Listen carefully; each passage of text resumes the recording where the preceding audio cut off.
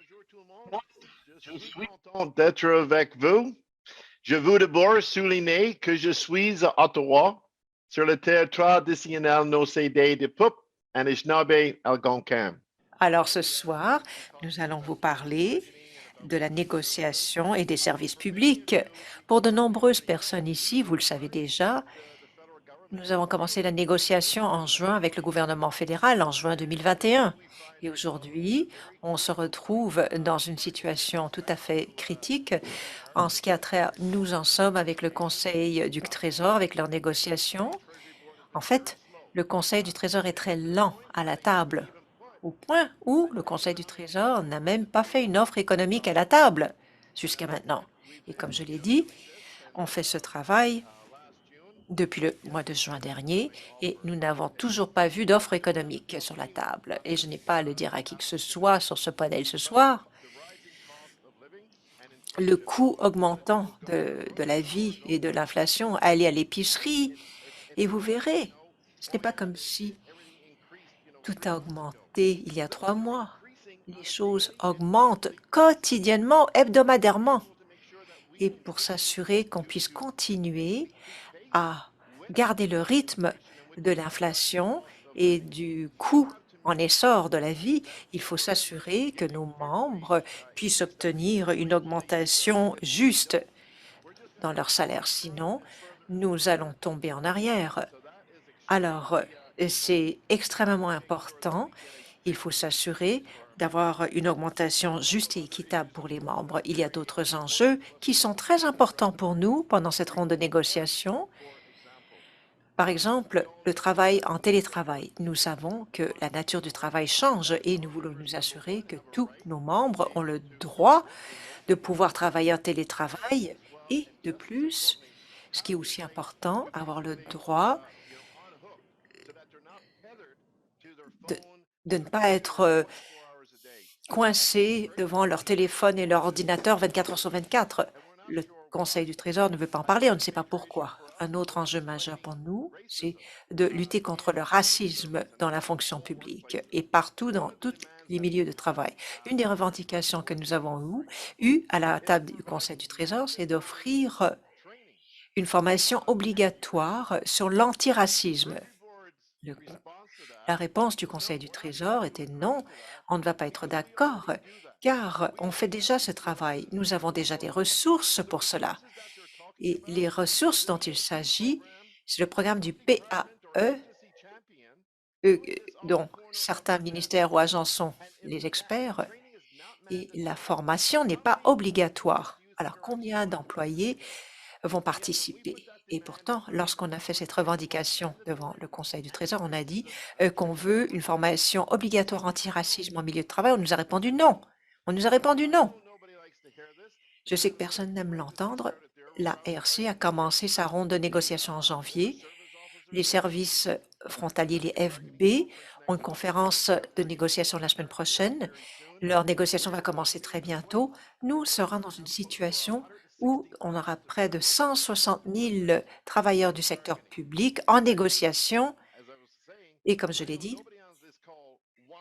personne ne veut faire la grève sur cet appel.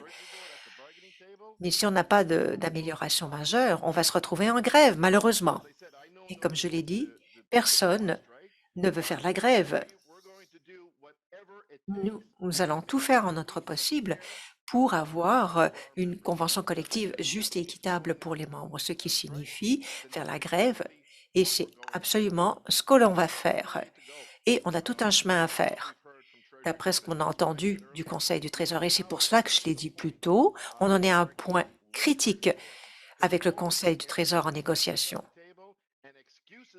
Il n'y a plus d'excuses à savoir pourquoi ils ne veulent pas améliorer les conditions de travail, pourquoi est-ce qu'on ne va pas nous donner une augmentation économique juste, une augmentation salariale juste. Notre offre économique que nous avons proposée était de 4,5 par année pour chacune des 3 années.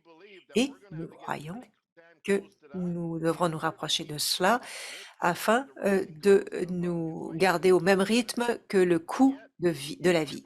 Et pourtant, le Conseil du Trésor a dit oui, l'inflation que vous mentionnez n'est qu'un aperçu. Ne vous en préoccupez pas. L'inflation va s'améliorer plus tard cette année. Les choses vont s'améliorer en 2023. Je ne le crois pas. Je ne sais pas si vous y croyez, mais moi, je n'y crois pas. Il n'y a pas d'indication comme quoi le coût de la vie va diminuer et que le taux d'inflation va diminuer. Rien ne nous indique cela du tout. Alors, encore une fois, j'aimerais remercier tout le monde de s'être joint à l'appel et veuillez vous joindre au panel des jeunes travailleurs. Et merci encore de vous être joints ce soir. Et sur ce, notre modérateur, notre consoeur Colleen Coffey, la vice-présidente exécutive de l'Atlantique. Colleen, à vous la parole. Merci beaucoup, Chris, et merci de cette présentation. Écoutez, les amis, je dois vous dire qu'on a un très bon panel, on a de très bonnes discussions ce soir, et je vais commencer je vais faire suite à ce que Chris a dit. Personne ne veut faire la grève. Ce panel porte sur la mobilisation du début jusqu'à la fin. Nous allons parler de ce que vous êtes capable de faire ce soir et cela commence par la mobilisation. Et je peux vous dire, ce que je sais, c'est que la mobilisation fonctionne. Je vais vous dire pourquoi. Alors, ce soir, on va vous parler de la fonction publique. Il est important d'en parler pour les protéger. L'AFPC, nous protégeons les travailleurs de la sous-traitance, des congédiements depuis des décennies et des décennies. Il continue, le gouvernement, à faire de la sous-traitance. Alors maintenant, les équipes de négociation rédigent de nouveau les billets pour demander au Conseil du Trésor à utiliser les mêmes employés qui sont déjà là, les employés existants. Et on veut qu'ils partagent de l'information et consultent avec la FPC avant de faire de la sous-traitance et d'examiner et de réviser l'utilisation de ces agences temporaires de placement. C'est terrible, il faut arrêter et il faut passer par le processus de la convention collective. Vous savez, j'aimerais revenir à ce que Chris a dit à propos de la mobilisation. Je sais que la mobilisation fonctionne et j'aimerais vous donner un exemple rapidement. L'action de mobilisation qui s'est faite récemment en Nouvelle-Écosse. Et c'était il y a quelques années, en 2019, mais j'aimerais vous parler rapidement de 7 femmes d'entretien à Greenwood en Nouvelle-Écosse. Le ministère de la Défense a décidé de faire de la sous-traitance de l'entretien partout au pays. Certaines personnes ont dit, moi je vais lutter car un emploi perdu est un emploi de trop à la sous-traitance. On nous dit que c'est seulement un ou deux. 2 mènent à 10. Et alors, nous avons établi un processus en Nouvelle-Écosse pour lutter contre la défense nationale.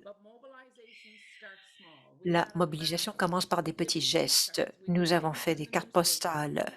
Nous sommes même allés dans un petit centre d'achat, dans une petite ville de 12 000 habitants, et nous avons parlé aux gens. Savez-vous que votre employeur fait ceci ou cela? Le savez-vous?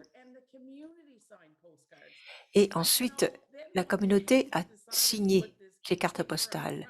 Et lorsqu'ils ont décidé d'en parler dans le Ottawa Citizen, et ensuite, suite à cela, la défense était furieuse.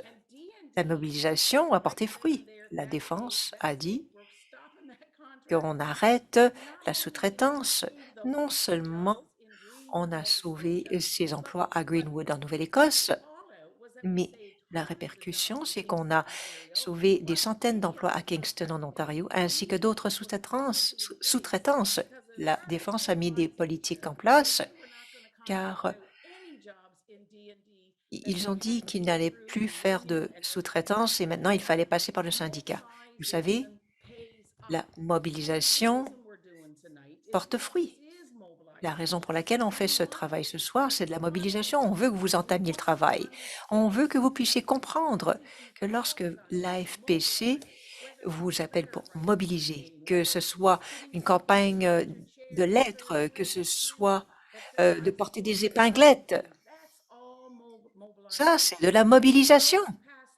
Et depuis les 2 dernières années, plus particulièrement, les membres de l'AFPC n'ont jamais mis fin à leur service de première ligne. Nos membres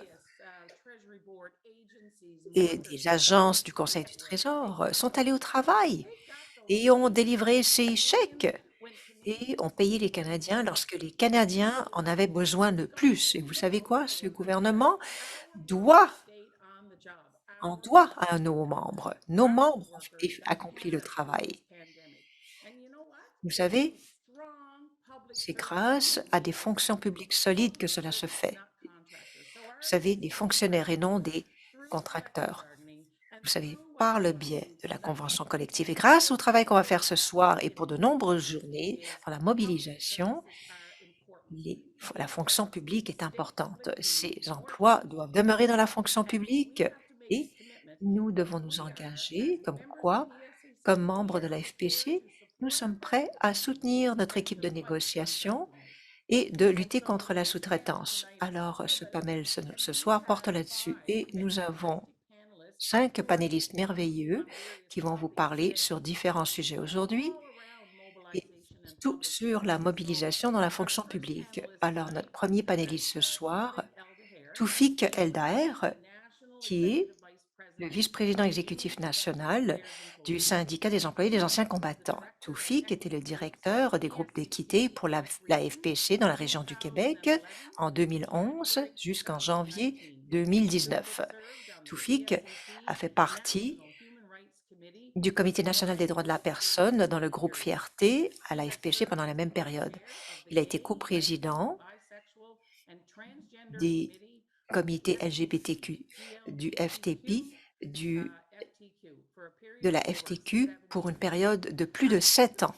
Notre deuxième panéliste est Bertrand Shepard, qui est un chercheur à la Fondation Iris au Québec pour la recherche sur les finances publiques ainsi que les défis environnementaux du Québec.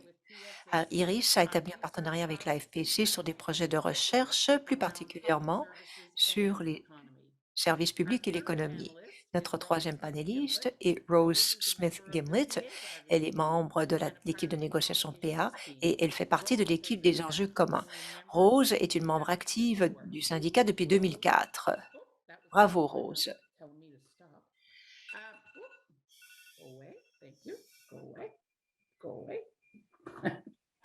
Et ensuite, nous avons panéliste numéro 4, Marie-Laure Garnier-Marie est membre et fait partie de Acorn Canada, un syndicat pour des personnes qui gagnent peu. C'est vraiment une militante passionnée et depuis 2012, elle travaille fort sur les augmentations du salaire minimum, les services de garde et les ententes. Et notre dernier panéliste, Morgan Gay, Morgan est un négociateur de la FPC. Il va examiner les revendications du Conseil du Trésor ou les non-réponses, ce qui est vrai. Alors, après avoir les panélistes, nous allons répondre aux questions. Et ensuite, à la fin, nous allons faire un exercice de mobilisation. Et vous allez trouver que c'est tellement simple, c'est très simple. Alors, je vais reculer et je vais passer la parole à Toufik. Alors, Toufik, je vous cède la parole. Oui. Alors, bonjour tout le monde. Je suis vraiment très heureux d'être ici avec vous ce soir. Je veux d'abord vous dire que je vous parle de Québec, de la magnifique ville de Québec, une terre non cédée de la nation Huron-Wendat. Je suis ici pour vous parler aujourd'hui de l'effet pervers de la privatisation de nos services gouvernementaux. Vous savez, je travaille pour le ministère des Anciens combattants depuis 2003. À mon entrée au ministère, mon premier poste que j'occupais, c'était un poste d'analyste au Centre d'autorisation de traitement à Montréal. Puis notre travail, c'était de gérer des programmes de santé, des programmes de soins de santé, puis de donner des autorisations tant aux fournisseurs qu'aux anciens combattants, les vétérans puis leurs familles. On avait au total 14 programmes de soins de santé, en plus d'avoir un programme supplémentaire qui s'appelle le PAC, qui est le programme pour l'autonomie des anciens combattants, qui est dans le fond de l'aide à domicile, qui s'était géré par les agents services aux vétérans d'Anciens combattants Canada, puis les gestionnaires de cas. Je vais en parler plus loin. Fait qu'on le sait, là, on a eu un gouvernement il y a quelques années sous Harper qui a décidé qu'il allait privatiser des services. Puis malheureusement, ils ont décidé de privatiser le programme de soins de santé d'anciens combattants à la Croix-Bleue. Puis les problèmes ont commencé pour les anciens combattants puis leurs familles. Vous savez, j'ai rien à vous apprendre là-dessus, mais en tant qu'employé du gouvernement, on connaît nos missions de chacun de nos ministères. Nous autres, anciens combattants, c'est un ministère de reconnaissance pour les anciens combattants, pour les vétérans, puis pour leurs familles. Si vous me le permettez, je vais vous lire une partie de la mission. C'est très court, mais vous allez comprendre. La mission d'anciens combattants, c'est de fournir des services et des avantages qui sont taxés sur le client, qui soient exemplaires et adaptés aux besoins des anciens combattants, des autres clients et de leurs familles, de manière à reconnaître les services qu'ils ont rendus au Canada et à graver dans la mémoire de tous les Canadiens et de toutes les Canadiennes le souvenir de leur réalisation et de leur sacrifice. C'est ça notre mission.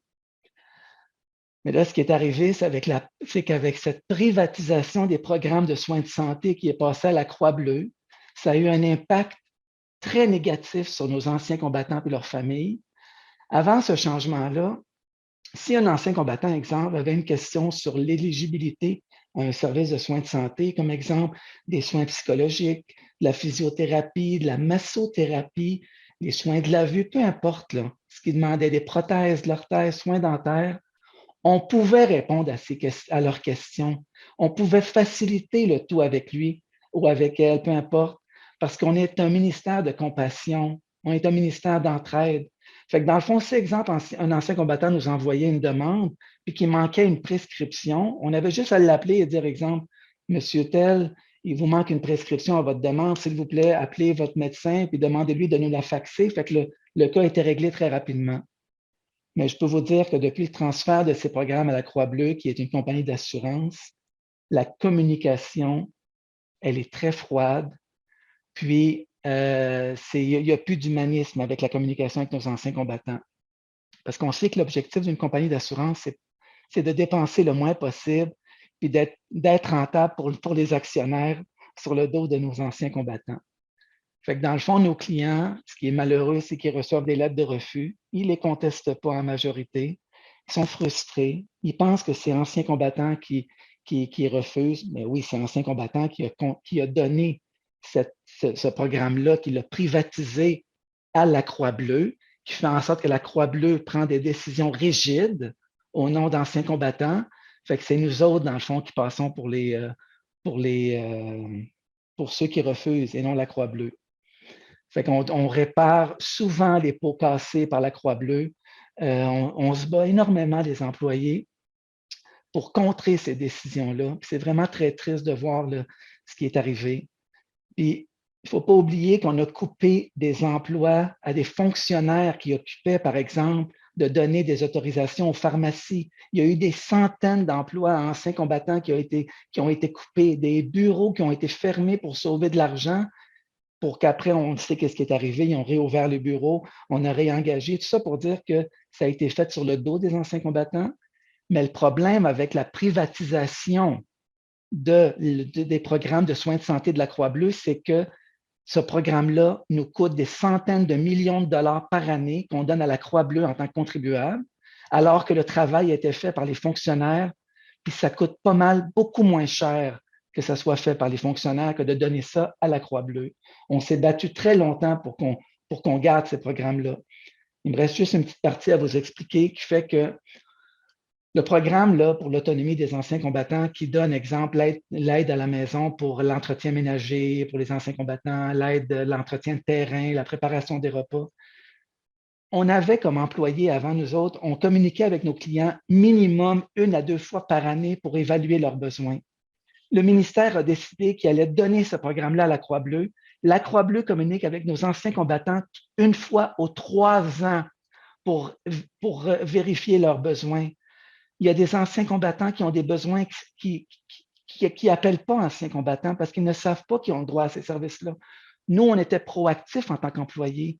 On l'a dit à l'employeur, s'il vous plaît, Ce n'est pas une bonne décision que vous faites là. Ça va à l'encontre de notre mission d'anciens combattants qui est de reconnaître nos anciens combattants. Ils n'ont rien voulu entendre. Fait que ça, c'est des exemples concrets que la privatisation n'aide pas. Le service public s'occupe mieux de la population et dans notre cas, le service public s'occupe mieux de nos anciens combattants et de leurs familles. Parce que notre objectif à nous, ce n'est pas d'enrichir les actionnaires d'une compagnie d'assurance privée, mais c'est de reconnaître les sacrifices que nos anciens combattants ont faits pour nous permettre de vivre dans un pays en paix. Puis ça, je le dis avec fierté, ça n'a pas de prix. Merci beaucoup tout le monde. Bonne soirée.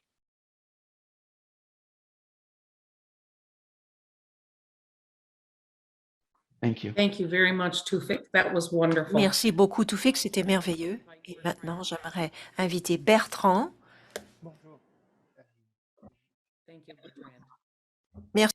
Donc, bonjour à tous. Merci pour l'invitation. J'ai fait un petit PowerPoint qui est disponible en français et en anglais qui va répondre à une question. En fait, le mandat de recherche qu'on m'avait donné à l'époque, c'était notamment d'essayer de voir est-ce que c'est casser certains mythes sur la fonction publique, notamment, et puis j'ai actualisé certaines des données, mais notamment, c'était de voir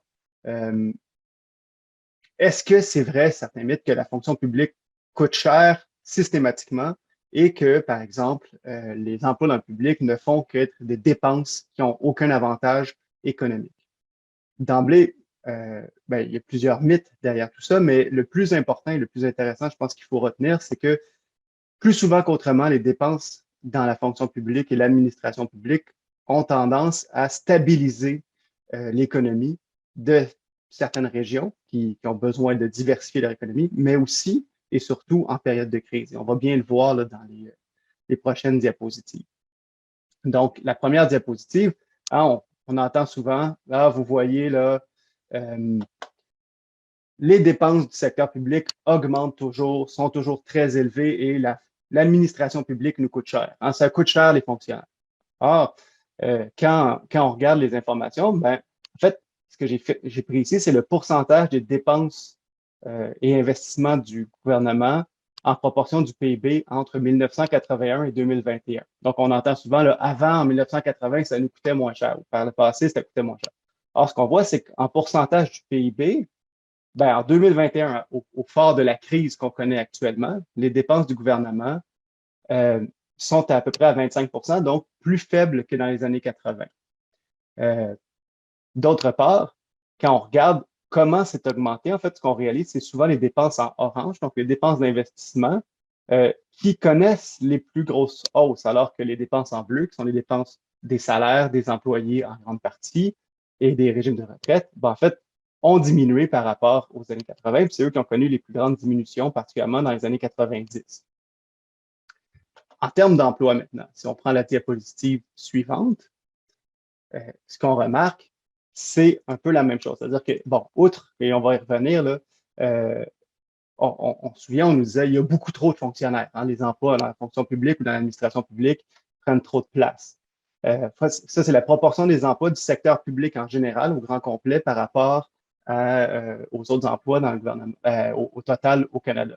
Dans les années 70, c'était près de 23% plus de 23% des emplois qui étaient dans le secteur public. En 2018, avant la crise, on était à peu près à 20%, entre 20 et 21%.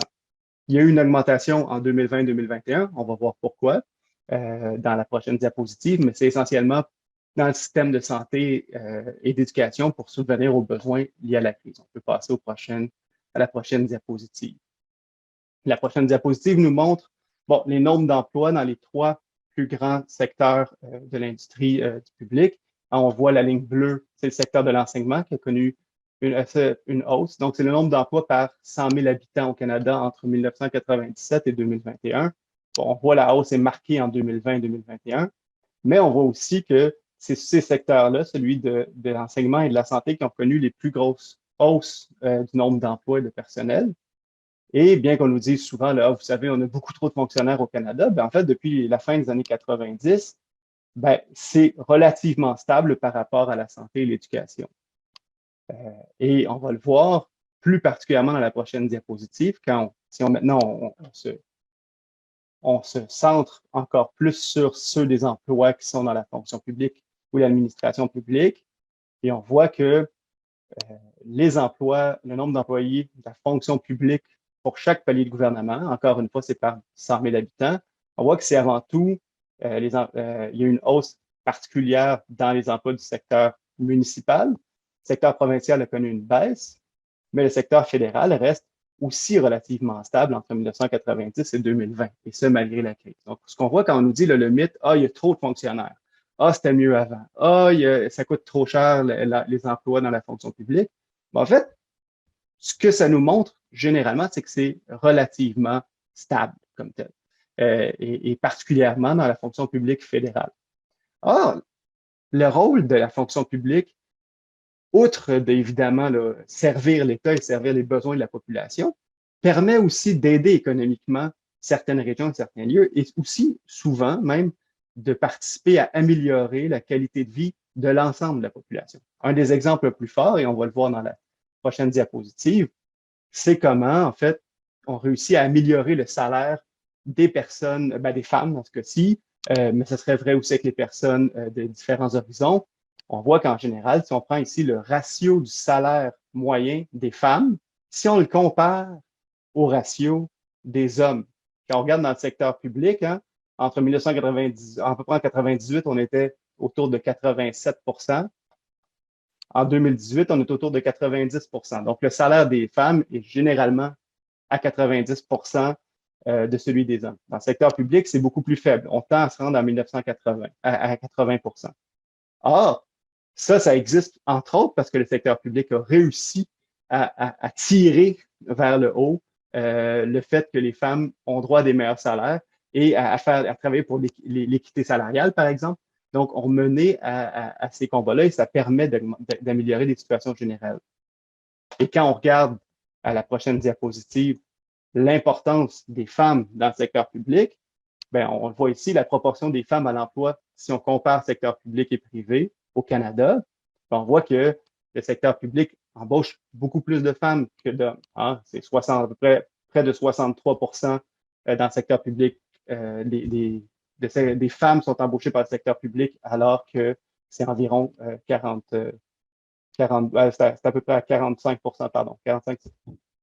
Et donc, ce qu'on voit ici, c'est qu'en général, la proportion des femmes dans le secteur public est plus élevée et réussit aussi à participer à faire une forme de résilience économique, c'est-à-dire s'assurer que ce ne soit pas que des emplois masculins et aussi qui permettent à stabiliser l'économie, surtout dans certaines régions plus éloignées ou dans certains lieux où est-ce qu'il n'y a pas seulement les emplois masculins qui participent à l'économie. Et les emplois du secteur public participent à l'économie. Si on prend la prochaine diapositive, ce qu'on réalise, c'est que ce que j'ai pris ici, c'est l'effet pour chaque million de dollars qu'on dépense dans l'économie. Qu'est-ce que ça a comme effet sur le PIB? Là, pour pouvoir voir la diapositive de manière plus complète là, dans le chat, je pense qu'elle est disponible, puis j'ai un temps limité. Mais ce qu'on voit, c'est que en général, pour chaque million de dollars qu'on dépense, il y a à combien on multiplie ce million de dollars-là dans l'économie. Par exemple, si on prend le secteur de la culture et de l'élevage, c'est à peu près une augmentation de 1,1. Donc, chaque million de dollars qu'on investit, en PIB, ça rapporte 1,1 million de dollars. Vous remarquerez que les secteurs les plus élevés sont les secteurs des services gouvernementaux et enseignement ou la fonction publique qui sont les plus élevés. Pourquoi? Parce que l'argent qu'on dépense en salaire et en régime de retraite, elle est dépensée au Canada. Elle est dépensée dans des mesures, dans des biens de consommation et contrairement, par exemple, en fait, il y a évidemment peu de gens qui font de l'évasion fiscale dans la fonction publique, mais aussi parce que cet argent-là est dépensé dans le quotidien de monsieur et madame tout le monde et non pas dans des grandes dépenses pour des produits qui sont produits à l'extérieur du Canada. Donc, donner de l'argent en salaire aux Canadiens et particulièrement dans la fonction publique permet d'améliorer le PIB canadien. C'est aussi vrai, si on prend la dernière diapo, directement avec les emplois. Chaque million de dollars qui est investi par secteur, on le voit en fait, le secteur de la fonction publique et de la gestion des personnes autochtones, en fait, crée beaucoup plus d'emplois par million de dollars investis que tous les autres secteurs pour la même raison, c'est-à-dire que les salaires qui sont payés permettent de soutenir l'économie en général et sont dépensés sur le secteur et au Canada et de manière locale. Donc, en général, quand on vous dit donner de l'argent à la fonction publique, là, c'est juste une perte d'argent. C'est complètement absurde. D'une part, évidemment, c'est sans compter les services qui sont offerts, qui seraient probablement souvent plus chers dans le privé ou en tout cas certainement moins bons. Et c'est pas compter à quel point l'argent que le gouvernement dépense dans le secteur public lui revient d'une manière ou d'une autre à travers l'économie, mais aussi à travers les taxes et à travers les dépenses et permettre de soutenir une économie qui est plus diversifiée que si c'était uniquement le privé qui gérait des projets. Donc, en quelque sorte, ce que je voudrais vous dire, c'est n'écoutez pas là, ceux qui vous disent ça sert à rien la fonction publique, puis économiquement, c'est un problème, la fonction publique. Au contraire, ça sert de stimulant économique à la société. Et je vous remercie. Thank you so much for that, Bertrand. It is interesting to hear and to see it, right? I mean, even I think as public servants, sometimes our own public servants think that we cost too much. And in fact, it's the furthest thing from the truth. So thank you very much for your presentation. Rose Smith-Gimlet. Rose Smith-Gimlet, à vous la parole. That looks scary on there.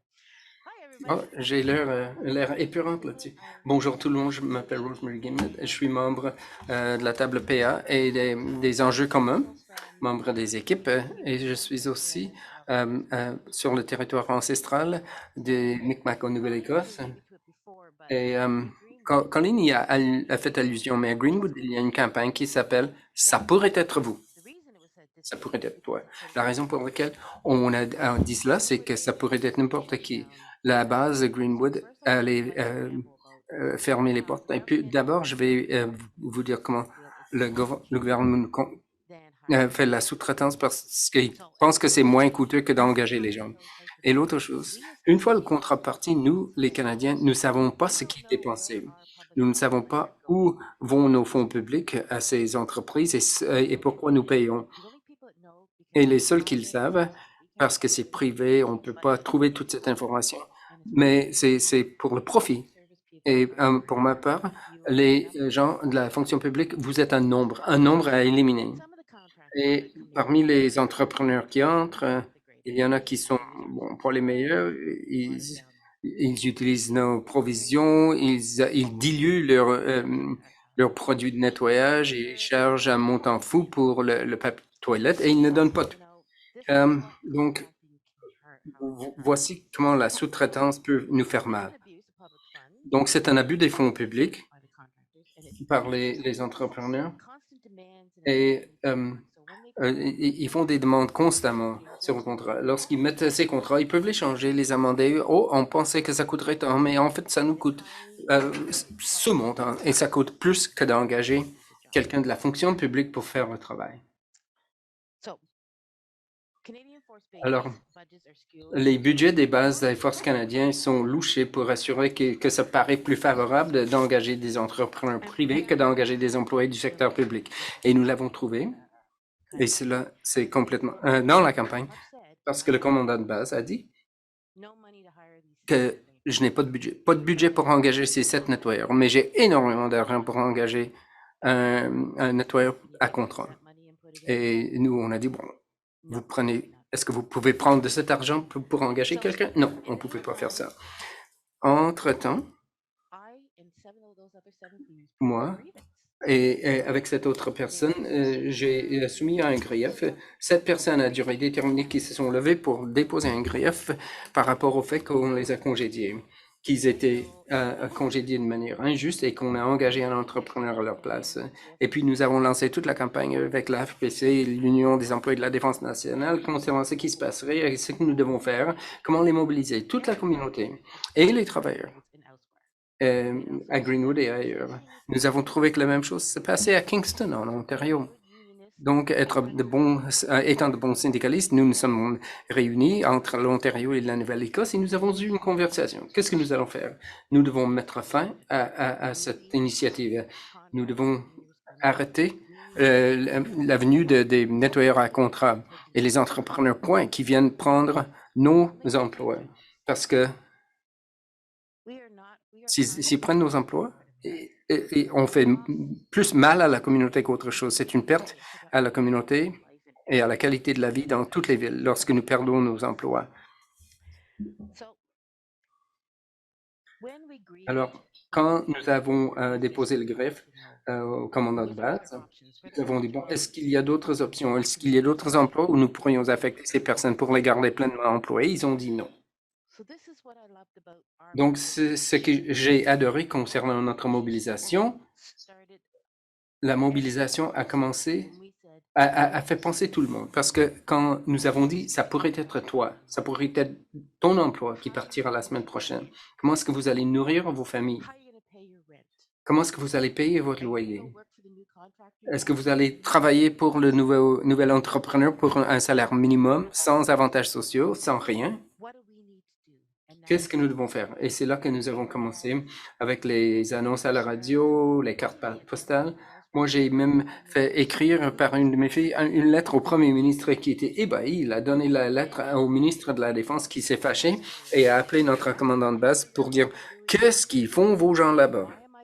Pourquoi est-ce que je reçois une lettre d'une fille qui me dit qu'elle va être sans abri et qu'elle ne pourra pas nourrir ses enfants parce qu'elle va perdre son emploi? » Je peux vous dire que notre commandant de base, il a appelé, il a dit, vous pouvez pas faire ça. Et nous avons dit, messieurs, nous pouvons le faire et nous le ferons. Et nous continuerons à le faire jusqu'à ce que nous recevions une réponse. Et ces 7 nettoyeurs ont maintenant des emplois permanents. Et on ne peut pas les congédier. Parce qu'ils faisaient un roulement. Certains avaient fait leurs 3 ans comme à durée déterminée et allaient être convertis à durée indéterminée. Ils ont dit, ah, dommage que ne vous laissez pas frapper par la porte quand vous sortez. Mais je sais que je suis près de la fin de mon temps, que j'ai parlé beaucoup, mais c'était un gain très important pour nous. C'est quelque chose qui a montré que nous pouvons lutter contre ça. Et si tout le monde unit ses efforts, nous pouvons battre ces efforts. Et puis, et ces 7 nettoyeurs ont maintenant des postes à durée indéterminée. Ils sont contents et la communauté est contente parce que ça fait 7 personnes qui ont des emplois à temps plein et nous ne devons pas nous en préoccuper. Et je crois que mes 6 minutes sont terminées. Je me suis chronométré. Donc, merci. Mais rappelez-vous que nous pouvons le faire. Nous pouvons lutter contre ça. Et nous avons besoin de tout le monde pour lutter avec nous. Parce qu'une voix est minime. 90 000 voix et vos familles, ça c'est quelque chose qu'on ne peut ignorer. Merci. Merci Rosie. Et j'ai entendu votre chronomètre comme le mien.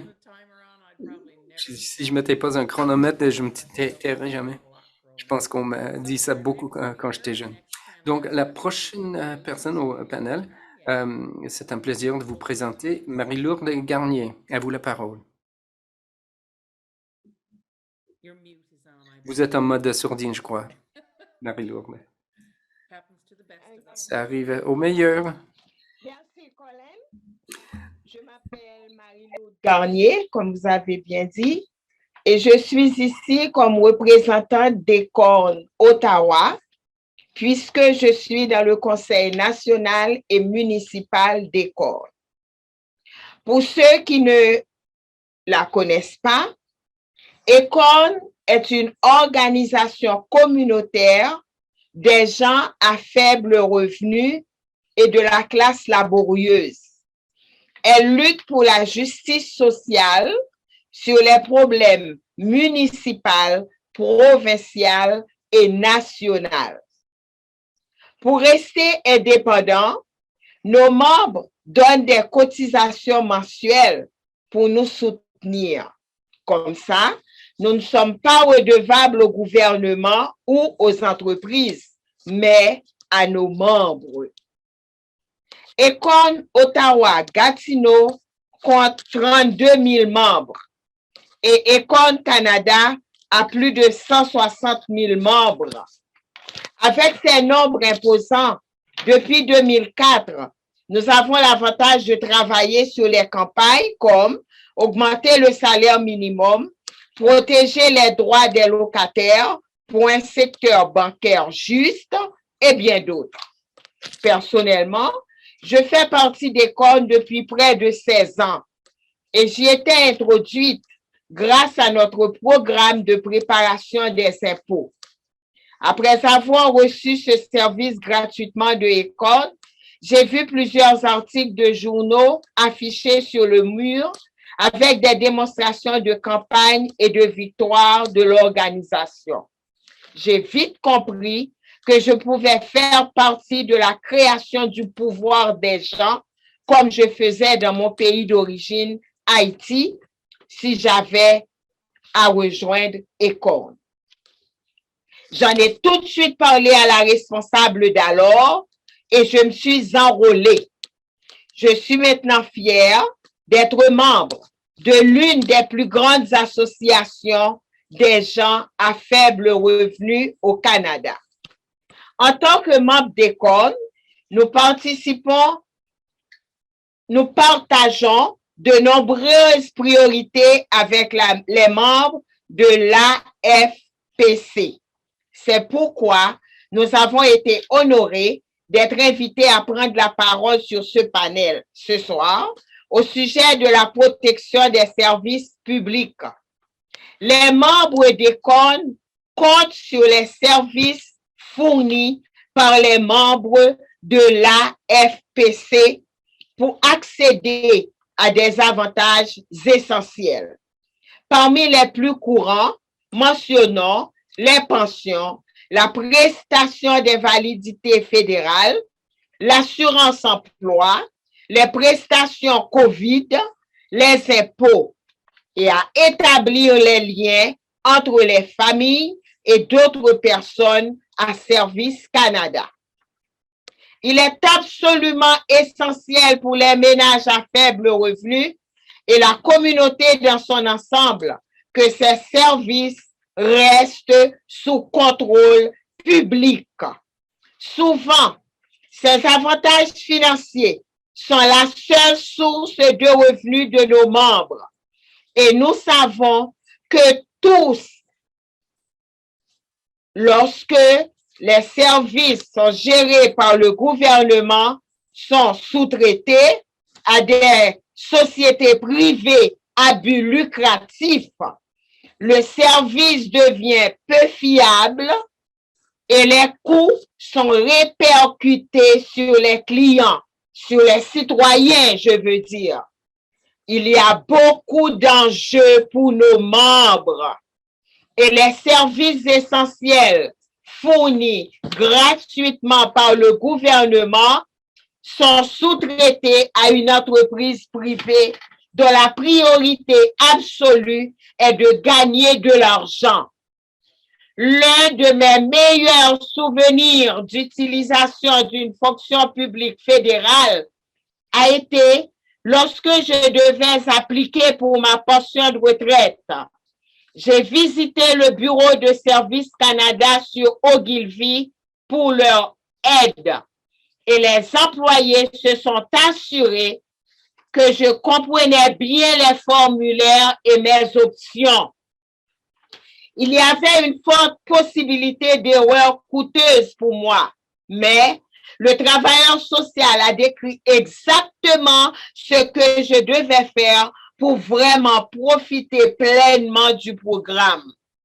Je suis une immigrante d'Haïti et j'ai des antécédents de travail compliqués qui nécessitaient une attention particulière pour être correctement intégré dans cette paperasse. Mais heureusement, l'agent était patient avec moi et minutieux envers mon cas. Ils ont vraiment atténué mon stress en postulant et m'ont donné confiance dans le processus. Si ces services devraient être privatisés avec des travailleurs payés et formés par une grande entreprise, je crains que les employés ne fournissent le même niveau de service et que cela ne devienne tout d'un coup coûteux pour y accéder. Les entreprises privées veulent juste gagner de l'argent. Leurs priorités ne sont pas les mêmes que le gouvernement, dont la priorité est censée être le bien-être de tous et de travailler pour aider les gens à profiter des services offerts. Les entreprises privées cherchent juste à en profiter. Voilà pourquoi, au fil des ans, Econ a travaillé avec des syndicats pour arrêter la privatisation des services publics. Par exemple, Econ a même conclu des contrats avec des syndicats pour empêcher les gouvernements de sous-traiter avec des services comme le ramassage des ordures et bien d'autres. Dans le cadre de ce partenariat, Econ a embauché des gens et formé une équipe de sollicitateurs pour faire du porte-à-porte dans les circonscriptions clés afin de recueillir des signatures de pétition et de générer des appels téléphoniques aux politiciens. C'est grâce à ce partenariat entre la communauté et les travailleurs que nous avons pu gagner et protéger nos services publics. Nous voulons travailler en solidarité avec les syndicats et en particulier l'AFPC pour lutter contre la privatisation des services publics. C'est la responsabilité du gouvernement de prendre soin de ses citoyens. Recourir à la privatisation des services publics, c'est vouloir transférer cette responsabilité aux organismes privés. Nous sollicitons la solidarité entre toutes les organisations qui se soucient de la justice sociale et économique pour lutter contre cette possibilité. Et je sais qu'Econ se joindra à l'AFPC dans ses efforts pour donner le ton. Merci de m'avoir écouté ce soir. J'ai hâte d'entendre vos commentaires sur la façon dont nous pourrons lutter ensemble pour la justice. Une seule justice pour tous. Merci beaucoup. Thank you very much, Marie. Merci beaucoup, Marie. Vous êtes merveilleuse oratrice. Merci. Je suis vendu. Vous m'avez vendu. Bon, le prochain membre du panel, c'est Morgan Gay. Vous parlez de quelque chose de dur à suivre. Hein? Marie-Lourde. Solidarité. Well said. Bonjour tout le monde. Je m'appelle Morgan Gay, comme Colleen a dit, et je suis négociateur avec l'AFPC et je suis négociateur du syndicat pour les travailleurs à l'ARC, l'Agence du revenu du Canada. Pour ceux qui travaillent au service frontalier, FP, la table du Conseil du Trésor que j'ai, Chris les a mentionnés plus tôt aujourd'hui, Chris Elwood, quand il a fait sa présentation initiale. J'ai aussi tous les musées nationaux à travers le Canada et je suis aussi négociateur pour nos membres qui travaillent sur la colline parlementaire et pour un couple de sociétés de la Couronne aussi. Toutes mes unités sont fédérales. Je ne négocie en ce moment que dans le secteur public fédéral. On m'a demandé de dire quelques mots concernant la position du syndicat en ce qui concerne la sous-traitance et les négociations, la situation des négociations vis-à-vis de la sous-traitance. Et plusieurs l'ont déjà mentionné aujourd'hui, ou bien ce soir. La sous-traitance est une menace grave à nos emplois. La privatisation peut signifier la perte d'emploi. Mais une chose que personne n'a mentionnée jusqu'à présent, qui est très importante, c'est que la sous-traitance a aussi un impact sur notre capacité, sur notre pouvoir de négociation. Quand ils font la sous-traitance de nos emplois et ils essaient d'enlever le travail que nous faisons pour le gouvernement, pour l'employeur, il est beaucoup plus difficile pour nous à l'avenir de pouvoir dérouter les opérations de l'employeur lorsqu'il est le temps de le faire pour gagner un contrat. Donc, la sous-traitance a un impact non seulement sur la sécurité d'emploi, mais aussi sur notre capacité de négocier et de faire l'exercice du pouvoir avec l'employeur. Un couple de personnes l'ont peut-être mentionné, mais on ne va pas éterniser là-dessus.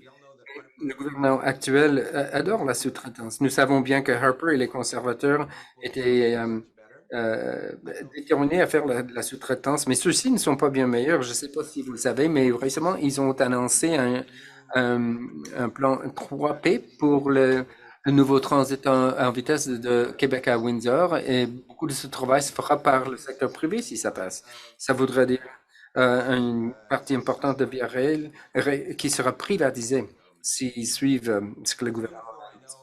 C'est Unifor, je sais, d'autres syndicats qui se préparent à lutter contre ça, et ils devraient, et nous devrons être en solidarité avec eux.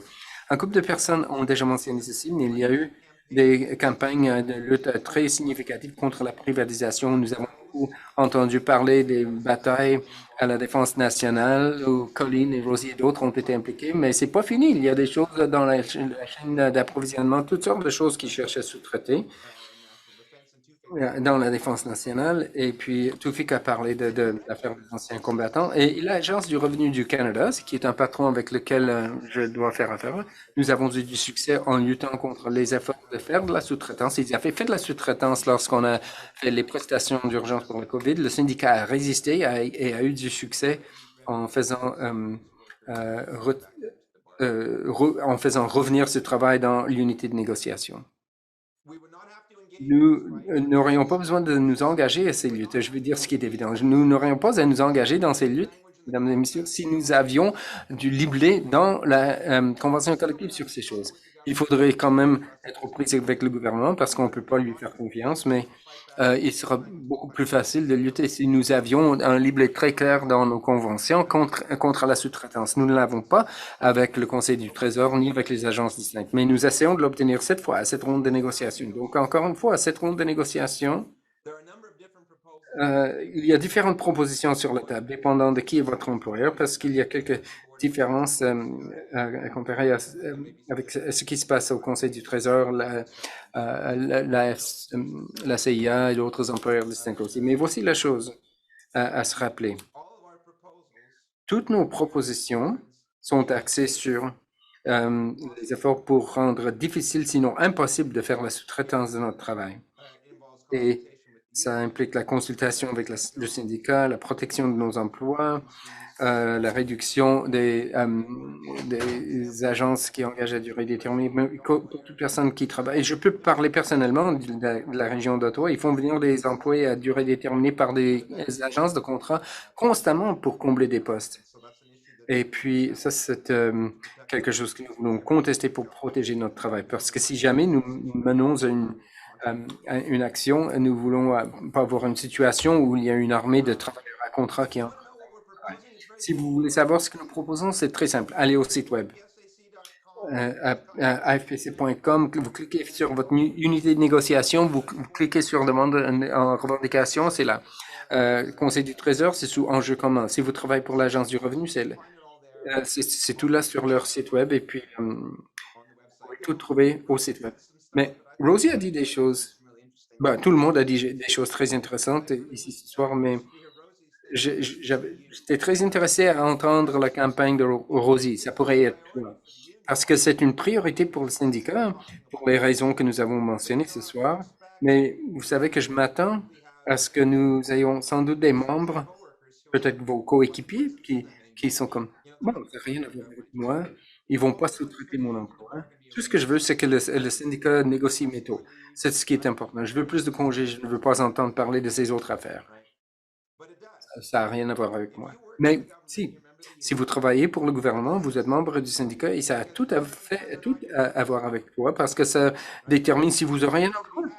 Il n'y a pas d'augmentation salariale si vous n'avez pas un emploi, hein?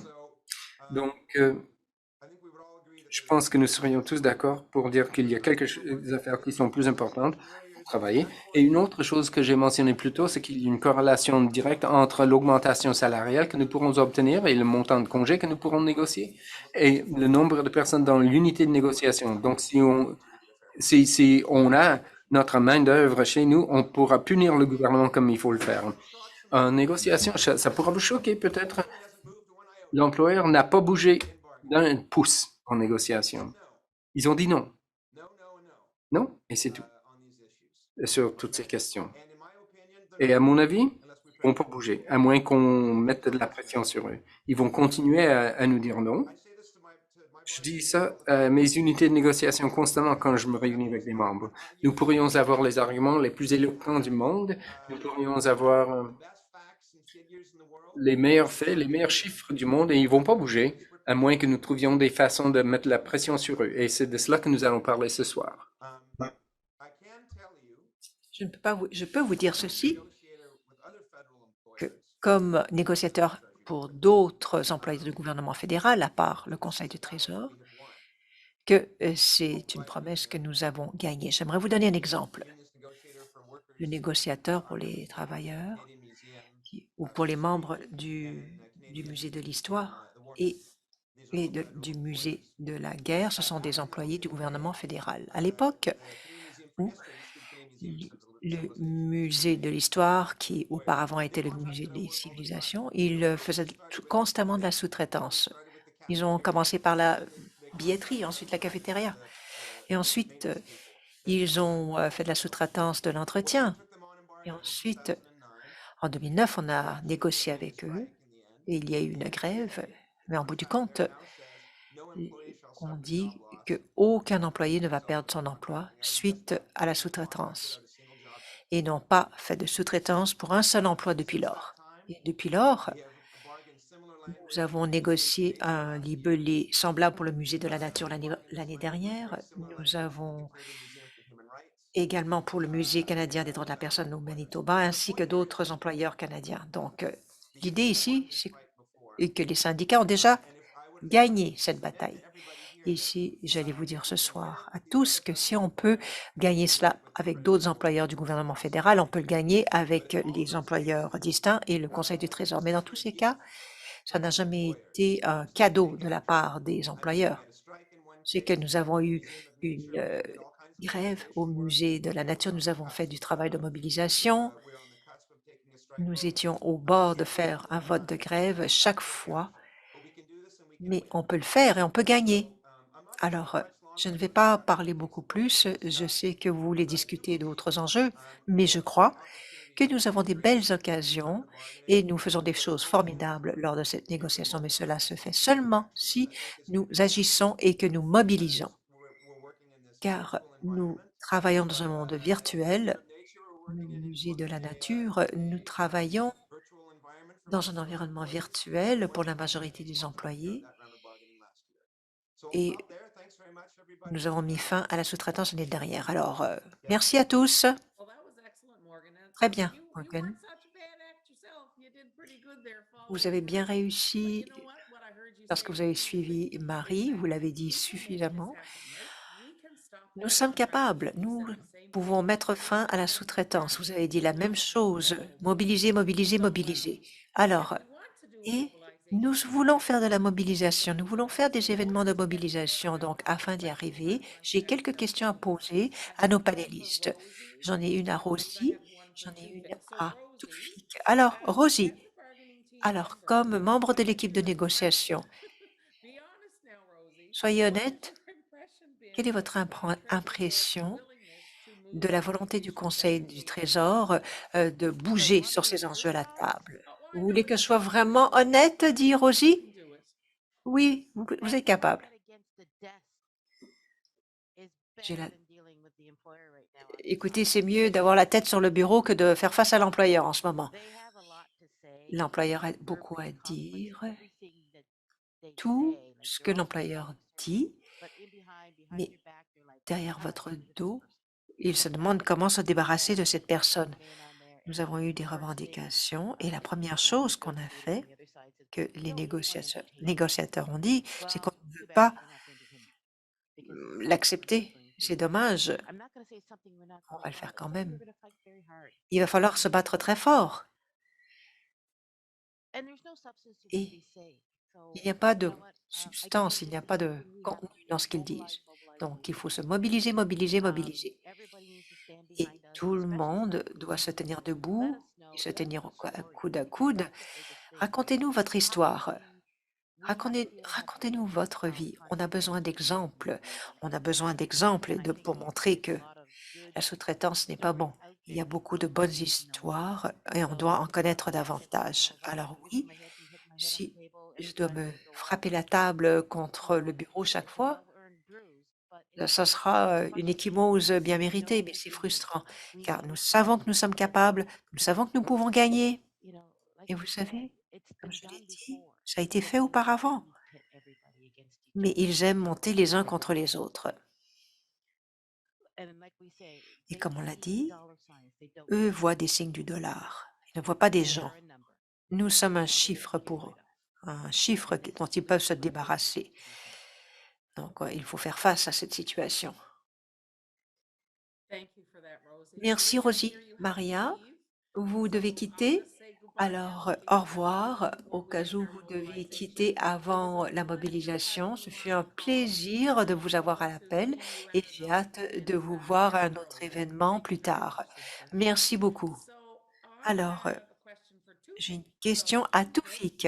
Toufik, si vous voulez aller dire aux 227 membres à l'appel aujourd'hui de quoi ils ont besoin pour soutenir leur équipe de négociation, qu'est-ce que vous leur diriez, Toufik? Merci, Colleen. Alors, ce qu'on peut faire, c'est vraiment, vous savez, moi, j'ai été 5 ans à la table de négociation pour représenter le groupe PA. J'ai été élu avec honneur. C'est extrêmement valorisant et très important d'avoir le support des membres. C'est ce qui fait qu'on travaille des heures et des heures sans arrêt pour vous représenter à la table de négociation. Fait que qu'est-ce que vous pouvez faire et qu'est-ce que les membres peuvent faire? C'est vraiment, premièrement, quand vous avez des réunions, exemple, avec l'employeur ou avec les membres, comme moi, exemple, en arrière-plan, j'ai l'image qui dit « Je soutiens mon équipe de négo ».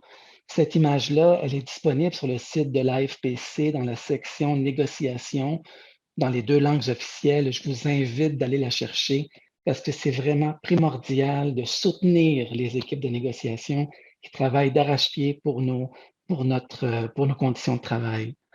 Puis on peut également, là, vous pouvez également demander à un membre un membre des équipes de négociation d'aller rencontrer vos membres virtuellement. Présentement, c'est virtuel, mais vous pouvez avoir vous avez ce droit-là, ce membre. Cette personne-là peut rencontrer les membres à l'heure du midi, peu importe, communiquer avec le bureau de la FPC de votre région ou bien avec votre élément pour qu'ils vous mettent en communication. Mais c'est une façon aussi de supporter puis d'être au courant de ce qui se passe, puis de faire en sorte que les membres sont au courant de la suite de ce qui se passe au national avec la FPC et le Conseil du Trésor.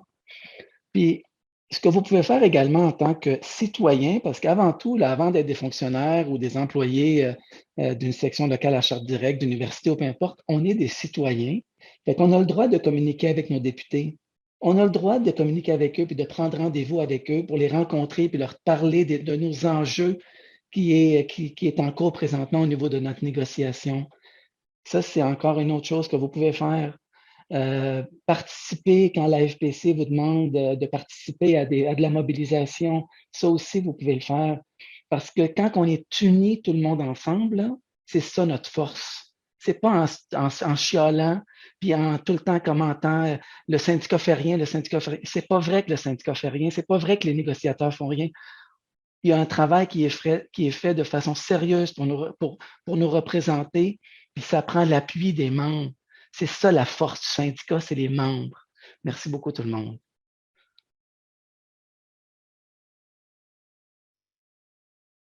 Thank you, Tufik, and thank you for Merci, everyone. Toufik. Merci à tous de vos réponses. Alors, ce que nous allons faire maintenant, car il est déjà 10h10, 8h10 plutôt. Alors, j'ai un écran qui disait que j'étais en mode sourdine. Est-ce que vous m'entendez? C'est quelqu'un qui me disait de me taire, peut-être? Alors, nous allons faire une mobilisation maintenant. Alors, pour les plus de 200 membres à l'appel, certains d'entre vous n'avaient peut-être never fait d'action de mobilisation. Peut-être que vous pensez que c'est de porter une affiche et de faire la grève, mais l'action qu'on va faire est très simple. C'est très simple.